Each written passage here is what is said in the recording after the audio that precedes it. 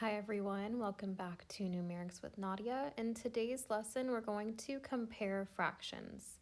So we're going to put together all that we've learned so far, adding and subtracting fractions with the same denominator, different denominator, multiplying and dividing fractions, improper fractions, mixed numbers. From our previous lessons, we're going to use what we've learned so far, and we're going to compare fractions using inequalities. So to review, we're going to review our symbols. We have our greater than symbol, our less than symbol, and our equal to sign. And we're going to be able to put these fractions in like form so we can be able to compare them. So let's get into our practice problems now. We're going to write the greater than sign, less than sign, or the equal to sign to compare our fractions. For number 1, we're comparing 2.5 and 20 over 16 minus 1/4. Now to subtract 20 over 16 and 1/4, we have to find the least common multiple. When I do that, I find the multiples of 4. I find that 4 times 4 gives me 16, right? And then we know obviously 16 times 1 gives me 16. So we don't have to do anything with that fraction, but we'll multiply by 4 top and bottom for the 1/4. So for the right side, I'm going to have 20/16 minus 4/16 once I multiply by 4 top and bottom.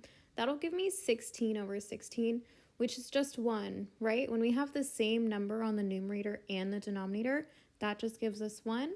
So we're going to have 2.5 is obviously greater than 1. Now we'll move on to number 2. We have 17 over 20 minus 3 over 10. We're going to compare that to 2/5. To do this, we have to make a least common multiple, right, to subtract our fractions. The least common multiple of 10 and 20 is actually just 20. We know that 10 times 2 gives me 20, and 20 times 1 gives me 20. So that is going to be our common denominator here. And what we're going to do, we're going to multiply the 3/10 by 2 top and bottom to get that common denominator. Now, once we multiply by 2 top and bottom for the 3/10, we'll have 17 over 20 minus 6 over 20. So we'll be left with 11 over 20 on the left-hand side.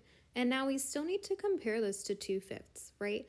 The way in which we'll compare this to 2/5 is by making a common denominator yet again between 5 and 20. Now we know that 5 times 4 gives me 20, so we'll just multiply the 2/5 by 4 top and bottom. We'll get 2/5 is equivalent to 8 over 20 once we do that. And now we're going to compare the 11 over 20 to the 8 over 20. And we know that 11 is greater than 8, right? So obviously 11 over 20 is greater than 8 over 20. Now let's move on to number 3. We're going to have to evaluate the left-hand side of this equation in order to be able to compare it to the right. When we look at the left-hand side, we have 8 and 3/12 minus 2 and 1/6. We're going to have to find a common denominator between 12 and 6. This is easy because we know that 6 times 2 is 12, right? 12 times 1 is just 12. So our least common multiple here for the 6 is 2. We're going to multiply the 1/6 by 2 top and bottom. When we do that, we'll have 8 and 3/12 minus 2 and 2/12. And when we do this, we're subtracting mixed numbers. If you haven't watched that video yet, please go back and watch that in the fractions playlist. We're going to subtract our whole numbers first. 8 minus 2 gives me 6. 3/12 minus 2/12 will just give me 1/12. So on the left-hand side now, we have 6 and 1/12.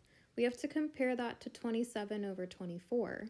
Now, in order to do that, we can do one of two things. We can either make a common denominator like we did in number 2, or what we can do, we are spotting an improper fraction, right? 27, our numerator, is greater than 24 of our denominator. So if we make this into a mixed number, that could help us compare it as well.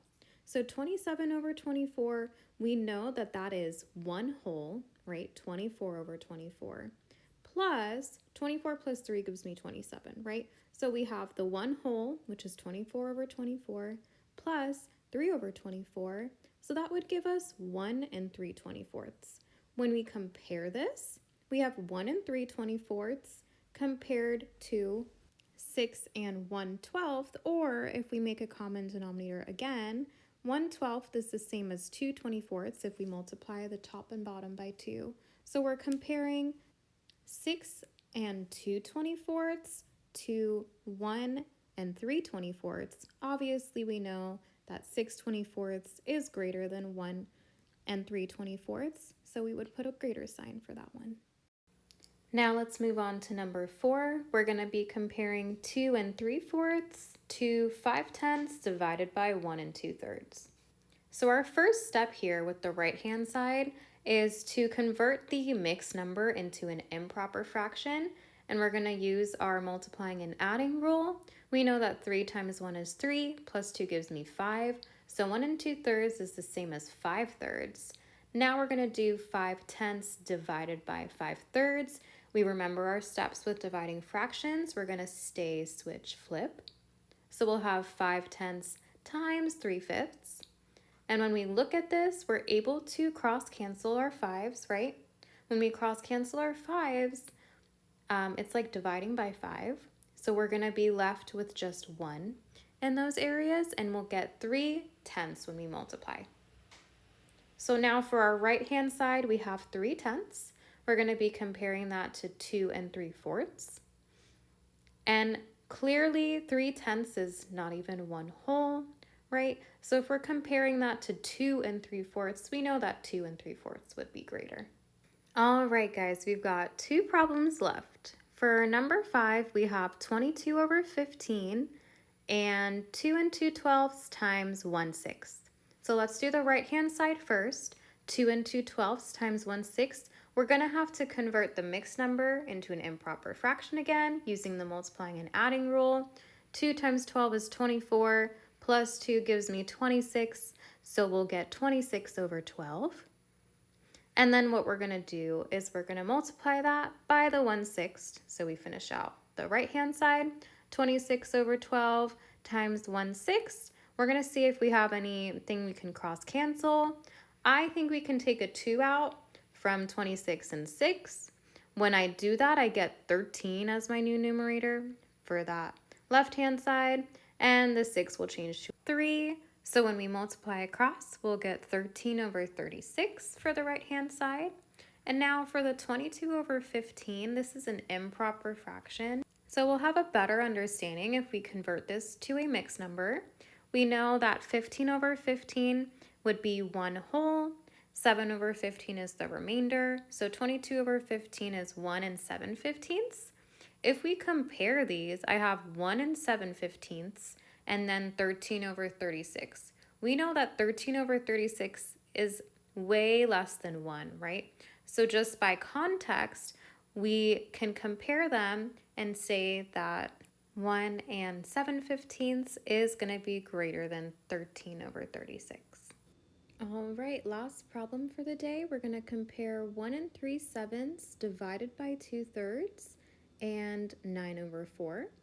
What we have to do is we have to convert our mixed number into an improper fraction, right? So we'll take the 1 and 3/7, we'll do our multiplying and adding rule. 7 times 1 is 7 plus 3, 10, so we get 10 over 7. We're going to take the 10/7 now and divide it by 2/3. We have to do our stay, switch, flip steps, right? So the 10/7 will stay. We will be multiplying now, and we'll multiply it by 3 over 2.